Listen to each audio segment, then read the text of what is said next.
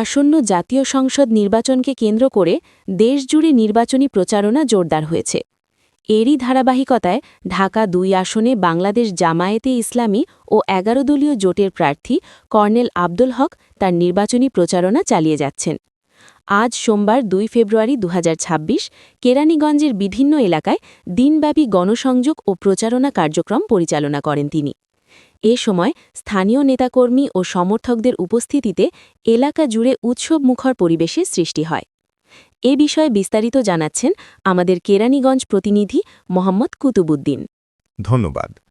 আসন্ন জাতীয় সংসদ নির্বাচনকে সামনে রেখে কেরানীগঞ্জে নির্বাচনী প্রচারণায় ব্যস্ত সময় পার করছেন ঢাকা-২ আসনের প্রার্থী কর্নেল আব্দুল হক। আজ সোমবার সকাল থেকে দিনব্যাপী কেরানীগঞ্জের বিভি এলাকাসহ রুহিতপুর, মোগারচর, পশ্চিম মোগারচর, নতুন সোনাকান্দা, শাহপুর, সোনাকান্দা পানিয়াহাটি সহ আশপাশের বিভিন্ন এলাকায় গণসংযোগ করেন তিনি। এ সময় কর্নেল আব্দুল হক সাধারণ মানুষের সাথে কুশল বিনিময় করেন এবং দাড়িপাল্লা প্রতীকে ভোট ও দোয়া কামনা করেন। তার প্রচারণায় অংশ নেন বাংলাদেশ জামায়াতে ইসলামী ও ১১ দলীয় জোটের বিভিন্ন পর্যায়ের নেতাকর্মী এবং বিপুল সংখ্যক সমর্থক। প্রচারণাকালে ইনশাআল্লাহ দাঁড়িপাল্লা, মাশাল্লাহ দাঁড়িপাল্লা স্লোগানে মুখরিত হয়ে ওঠে পুরো এলাকা। পরে নতুন সোনাকান্দা শিল্পনগরীর একটি পেট্রোল পাম্পের সামনে সংক্ষিপ্ত বক্তব্যে কর্নেল আব্দুল হক বলেন, আপনারা দেশের এই ক্লান্তিলগ্নে দেশের শান্তির লক্ষ্যে দাড়িপাল্লা মার্কায় ভোট দিয়ে আমাদের অবশ্যই বিজয়ী করবেন।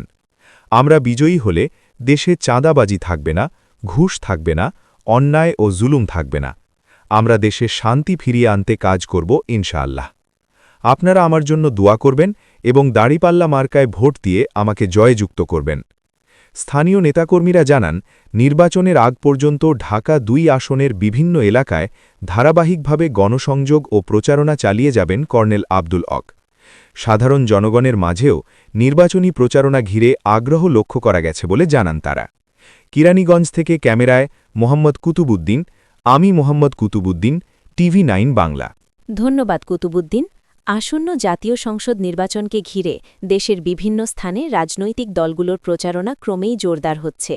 আজকের মতো এখানেই শেষ করছি TV9 বাংলার এই প্রতিবেদন। সঙ্গে থাকার জন্য ধন্যবাদ।